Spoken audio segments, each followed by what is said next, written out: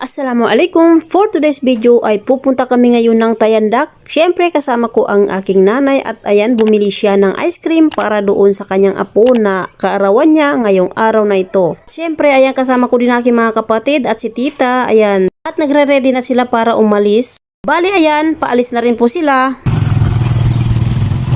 And ito naman po yung tita at tito ko ayan paalis na rin sila.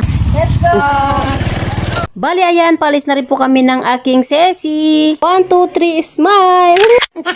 Bali ayan, pababa na po kami dito sa bundok ng Tayandak na ito. At ayan, nandito na po kami sa baba. At ayan, nakikita na natin ang mga kabahayan na po na ito. Ayan, o diba? At dito na po yung aming destination. Ayan, o diba? Dumating na po kami. And ayan po yung sumalubong sa amin. Ayan po, dyan po kami sa bahay niya. Ayan ang aking sesi at ayan binaba na po ng aking brother yung mga gamit po na dala po namin at ayan pinunta na po doon sa bahay at ayan ito po yung bata na pinunta po namin dito dahil kaaraw niya po sa araw na ito at ayan si mother ko, ayan naman si tita at ayan naman ang mga iba kong tita at mga insan.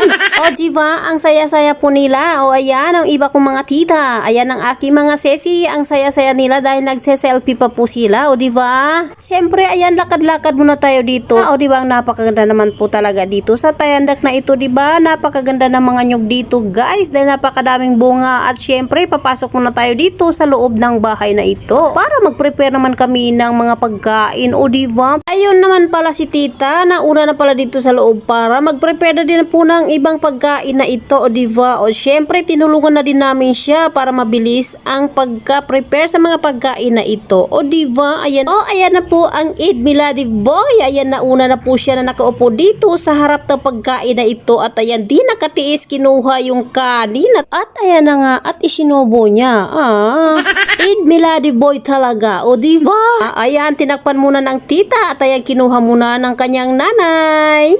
At syempre habang hindi pa po dumating ang mga bisita ay tinakpan na muna ang mga pagkain na ito. O yan maya maya ay dumating na rin po sila at ayan bago na muna sila kakain ay magdasal na muna. O diba ayan po yung mga bisita po namin alhamdulillah.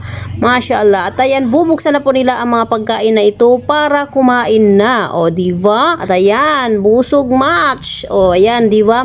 So ayan bumaba na muna kami at hinayaan na muna namin sila dito para naman makakain sila ng maayos. O diba. Bali ayan naman si tita, ayan nagpe-prepare siya ng mga pagkain na ito dahil doon kami kakain sa tabing dagat mamaya. O diba at ito na po yung Eid Miladi boy. Ayan kakaiyak lang. O diba at ayan naman yung aking sesi nagaduyan. At siyempre ayan lumabas na muna ako dito sa aking mga kasamahan at ayan po ang Bibi Mukang. Ayun lang po.